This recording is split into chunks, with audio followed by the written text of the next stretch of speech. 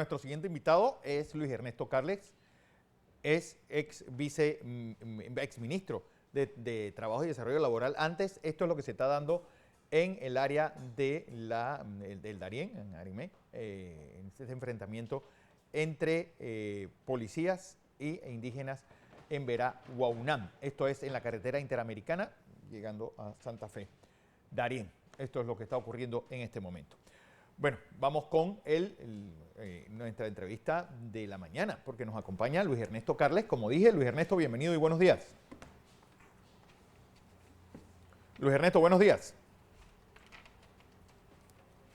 Estamos hablando con el exministro y ex viceministro también fue, de Trabajo y Desarrollo Laboral. Fernando. Ahora sí, buenos días, Luis Ernesto. Tengo un tema ahí con la cámara, pero creo que el audio se escucha muy bien. Buenos días, saludos. Bueno, el tema, porque dentro de todo lo que se ha ido hablando, se ha ido tocando lo de la mina y estos 5 millones de dólares que dejó de perder diarios nuestro país, tanto en ingresos, por impuestos, por compras y por salario pagado a trabajadores.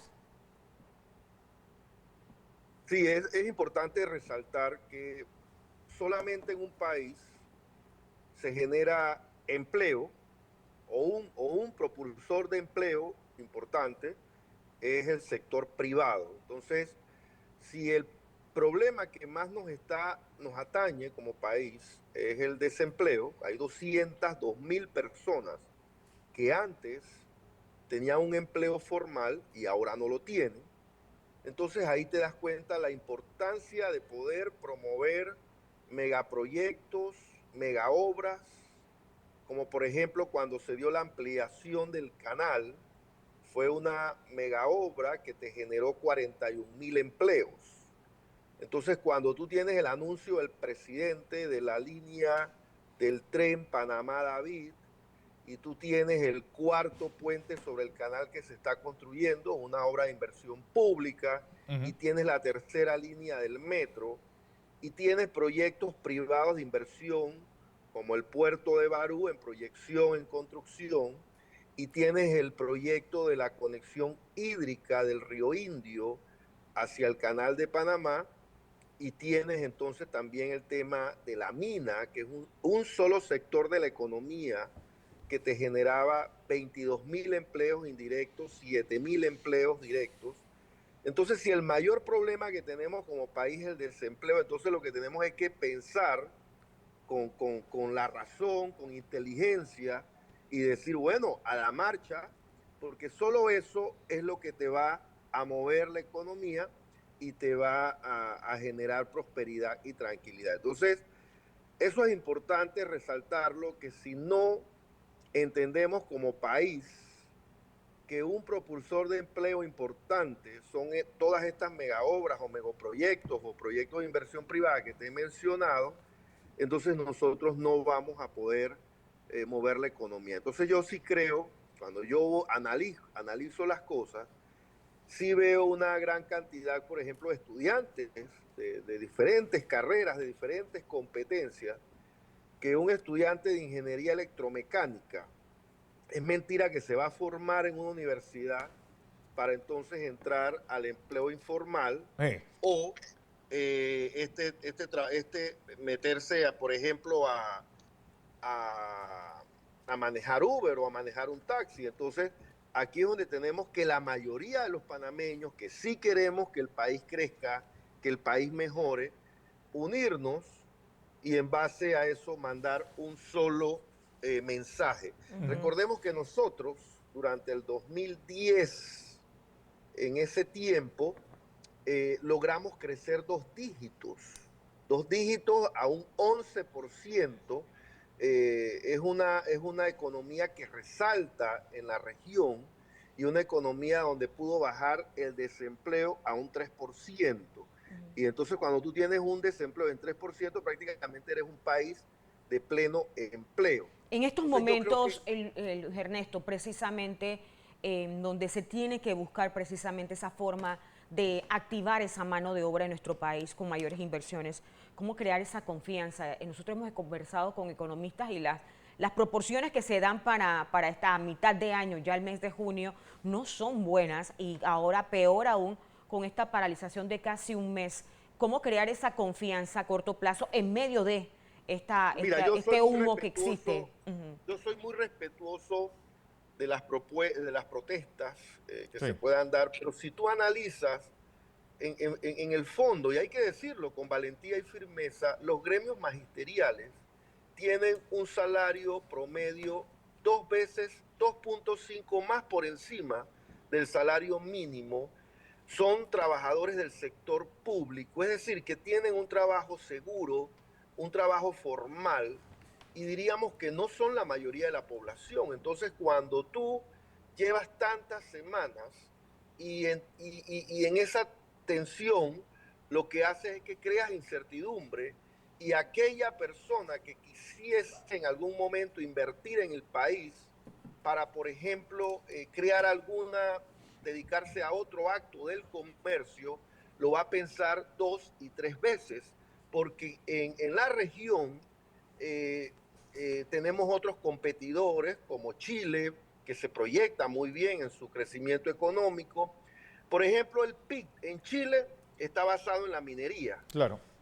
Luego ves otros países como Brasil, como México, que tienen un crecimiento importante, y nosotros ya como país que antes, por 10 años, por 12 años, habíamos tenido un crecimiento estable. Entonces empezamos a ver que la proyección de crecimiento es bastante conservadora. Entonces, tenemos que entender también otro elemento. El 24 de marzo del 2024, una de las calificadoras de riesgo nos mandó como un pitazo, pues un pitazo en negativo, que Panamá es un país riesgoso para la inversión, pero precisamente un poco por lo que decía el amigo de Changuinola, el señor Núquez. Núquez.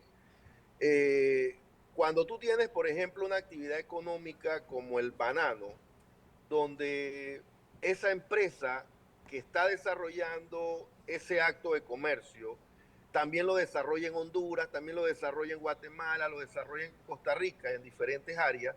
Entonces, sencillamente cuando ellos evalúan en sus, porque son inversores extranjeros, nosotros no podemos tener una filosofía en contra de la inversión, porque son inversiones que no son de capital propiamente panameño, sino un conjunto de inversores que dicen, vamos a sembrar tanta cantidad de banano en Panamá, pero cuando tú llevas 16 días de paralización, es muy difícil que tú en una junta directiva de esa corporación puedas sustentar o determinar o evaluar o justificar que exista este cierre indefinido, cuando lo que al final le traen pérdidas a esa empresa.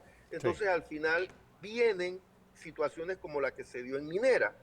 Esos cierres abruptos te afectan una gran cantidad del empleo formal, como pasó en este proyecto, que abruptamente cerró por una decisión y prácticamente por las emociones, por estas claro. emociones que no se piensan o que no se razonan, y al final te dejó en el aire más de 22.000 trabajadores. Y mira, Fernando, hay un detalle importante cuando se habla de la minería. eh, hay como una contradicción, porque todos los proyectos eólicos, por ejemplo, todos los proyectos de energía limpia, los carros eléctricos que se promocionan, los dispositivos, las tablets, los celulares, todo usa el cobre. Entonces nosotros, dentro de esa economía mundial, representábamos el 1.5% del cobre que se produce a nivel mundial, y nosotros decidimos como país, a través de un fallo, no, ese contrato es inconstitucional, pero ahí está el recurso. Y yo veía unos estudios que presentaba CEPAL de cómo República Dominicana en este momento está replanteando, porque el cobre tiene un alto, para los inversores, es un alto atractivo dentro de la economía mundial, como Costa Rica, como El Salvador, como República Dominicana están replanteando eh, la, explotación de este recurso mineral o el aprovechamiento de este recurso mineral para beneficio de su propio país, porque es como diríamos que en algún pasado el canal de Panamá lo tuvieron que contratar empresas panameñas, pero es que para semejante obra nosotros no teníamos ese tipo de empresas, igual no las tiene República Dominicana, ni las tiene quizás otro país, y se tiene entonces que buscar a estos expertos que desarrollen esa actividad económica. ¿Y cómo se beneficia el país? Bueno, el país se beneficia con las contrataciones indirectas, que son aquellos proveedores, aquellos que te satisfacen de un sinnúmero de servicios que se dan en esa actividad propia o comercial. Y cuando tú escuchas a algunos críticos que enuncian algún planteamiento sobre esta actividad comercial, porque todo acto de comercio, toda inversión, siempre puede tener algunos impactos, y por eso están las gobernanzas en cada país, para que puedan implementar los elementos necesarios para que esa actividad se desarrolle de manera correcta.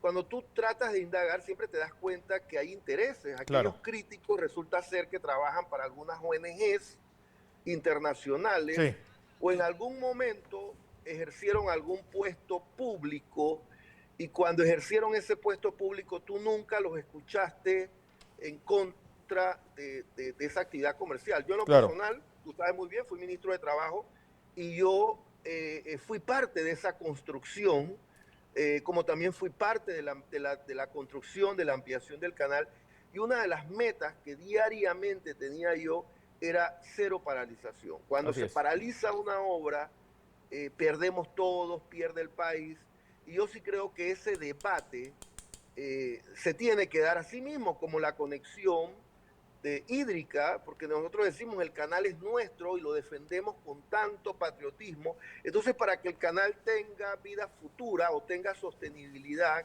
hay que hacer la conexión hídrica del Río Indio, que también es importante. Bueno, Luis Ernesto Carles, gracias Saludos por esta participación. Fernando.